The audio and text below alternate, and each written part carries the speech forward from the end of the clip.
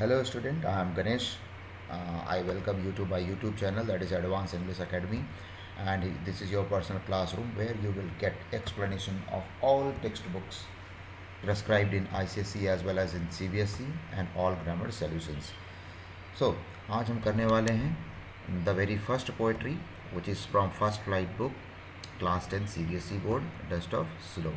Dust of Snow was written by Sir Robert Lee Frost, who was born on 26 March 1874 and died on 29 January 1963. तो इस poetry में Robert ली Frost अपना एक idea देते हैं कि स्मॉल स्मॉल इंसिडेंट किसी के भी पर्सन के लाइफ में बहुत बड़ी चेंजेस लेके आती हैं, उसका मूड भी चेंज कर देता है। कुछ इसी तरीके की ये पोइट्री है, इसमें इन्होंने ये बताया है। तो चलिए पहला स्टैंजा देखते हैं, इसमें क्या कहते हैं वो। The way a crow shook down on me the dust of snow from a hemlock tree. सबसे पहले मीनिंग जान लेते हैं। इसमें मीनिंग में क्रो आप लोग जानते ही हैं, क्रो एक टाइप का बर्ड होता है, and dust of snow means fine particles of snow, and hemlock tree का मतलब होता है एक पॉइजनस प्लांट जिसमें छोटे छोटे वाइट फ्लावर्स लगे होते हैं। तो ये 4 लाइन की जो पोइट्री यानी पहला स्टेंजा है, इसमें हम देखते हैं कि वो कहना क्या चाह रहे हैं। एक बार रॉबर्ट ली फ्रॉस्ट बहुत डिप्रेस थे, बहुत अनहैप्पी मूड में थे, बहुत ही was lost in thoughts and he was very sad, very sorrow. उन्होंने मेंशन तो नहीं किया है कि इस पूरी पोइट्री में कि क्यों सॉरो थे, क्यों बहुत लॉस्ट थे थॉट में, क्यों सैड थे, बट वो ये ज़रूर कहते हैं कि once he was very sad and depressed, okay, and he was lost in his thought and he was simply standing under that tree, that hemlock tree. And क्या होता है कि the way a crow shook down on me the dust of snow from a hemlock tree. अचानक से suddenly crow कुछ fine particles, snow के fine particles उनके ऊपर गिरा देता है। Okay, the crow Shuk the tree and some fine particles fell on the poet. ये हुआ फर्स्ट स्टेंजा का मीनिंग। नेक्स्ट स्टेंजा चलते हैं। नेक्स्ट स्टेंजा में क्या कहते हैं। Has given my heart a change of mood and saved some part of a day I had rued. इसकी मीनिंग देखते हैं। इसकी मीनिंग में कुछ भी नया नहीं है। हाँ, र्यूड है। र्यूड का मतलब होता है हेल्ड इन रिग्रेट।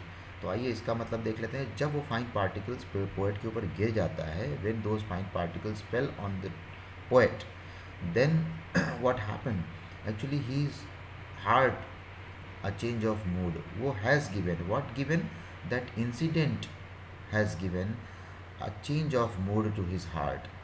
अचानक वो रिफ्रेश हो जाता है, पोएट सूद फील करने लगता है, हैप्पी फील करने लगता है, राइट, पीसफुल फील करने लगता है। और ये जो इंसिडेंट होता है, इससे बाकी जो पार्ट बचा हुआ है दिन का, saved some part of a day I had rued, जो उसने पहले ही रिग्रेट में बिताया और बाकी जो पार्ट बिताने वाला है वो बचा लिया उसने, वो अब बिल्कुल वेस्ट होने से बच गया। तो ये है आपका एक्सप्लेनेशन ऑफ द पोएट्री। तो अब हम बात करेंगे पोएटिक डिवाइसेस की। आगे चलते हैं। Poetic devices means figures of speech. तो पहला स्टैंजा देखते हैं। Right, the way a crow shook down on me the dust of snow from a hemlock tree. सबसे पहले देखते हैं राइम स्कीम।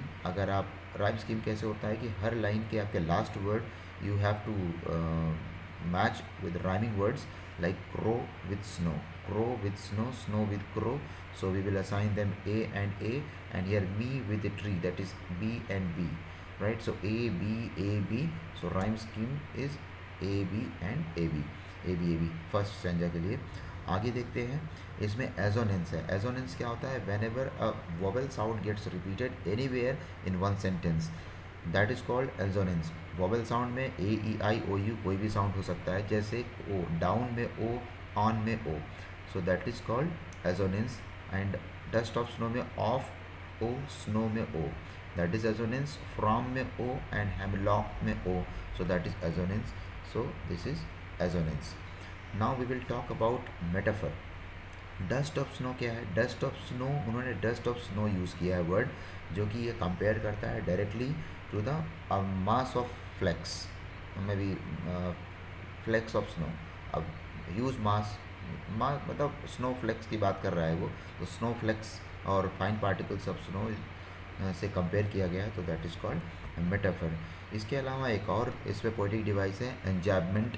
एंजैबमेंट क्या होता है कि जब एक लाइन में मीनिंग कंप्लीट ना हो, उसका पूरा सेंस कंप्लीट करने के लिए मुझे 2, 3 या चौथे लाइन की ज़रूरत पड़ती हो, तो उसे एंजैबमेंट कहते हैं। जैसे द वे अक्रो, अगर इतना किसी को बोलेंगे तो उस पर कुछ भी मीनिंग नहीं निकलता है, लेकिन जब ये कहते हैं the way accrue Shuk down on मी, तो भी मीनिंग नहीं निकलता, ठीक है, 2 लाइन में। तो the dust of snow from a hemlock tree, तब उसका मीनिंग कंप्लीट होता है। तो ऐसे सिचुएशन को क्या कहते हैं, एंजैबमेंट कहते हैं, right. So next stanza, has given my heart a change of mood and saved some part of a day I had rued. यहाँ पे भी आपका poetic device same, sorry rhyme scheme same है। Heart part A, mood rued B, so that is A B. And इसके अलावा इसमें है alliteration, has heart, her sound gets repeated, saved some, that is s sound gets repeated, so that is alliteration।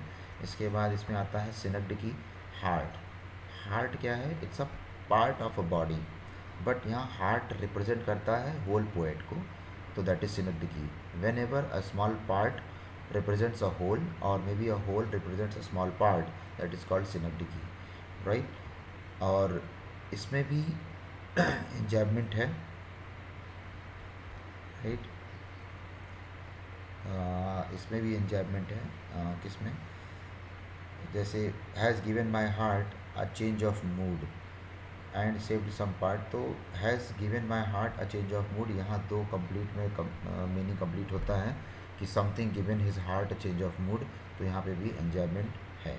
इस तरीके से poetry आपकी ख़त्म होती है, एक्सप्लेनेशन ख़त्म होता है। अगर आपको कोई डाउट है इस पोइट्री में तो प्लीज़ कमेंट बॉक्स में मुझे लिखिए, मैं आपके डाउट्स ज़रूर क्लियर करूँगा।